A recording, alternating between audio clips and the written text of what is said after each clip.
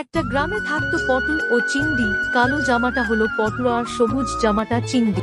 দুই জনে চায়ের দোকানে আড্ডা দিচ্ছিল। পাশে আরো কয়েকজন লোক ছিল চা দোকানে। পটল বলল, কিরে আজ কেমন মাল কামালি? চিংড়ি বলল, ভাই আমার তো 7 দিনে 19 লাখ। পটল বলছে, আমি 6 দিনে 13 লাখ কামিয়েছি। চিংড়ি বলল, তাইলে আমি তোর থেকে বেশি লুট করছি। পটল, হে রে ভাই, তুই আমার থেকে বেশি সোনা লুট করছিস। আমিও রাত 12টার পর হামলা দিয়া সব লুটপাট করে নিলাম।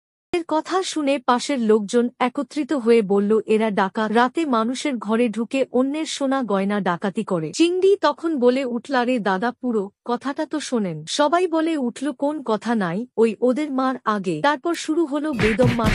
পুলিশ এসে জিজ্ঞেস করলো, এখানে কি হয়েছে? দুই বন্ধু বলে উঠল, স্যার, আমরা ক্ল্যাশ অফ ক্ল্যান্স গেম খেলে গোল্ড জমা করছিলাম, ওটা নিয়েই কথা বলছিলাম। ওরা না বুঝেই আমাদের পেটাচ্ছে।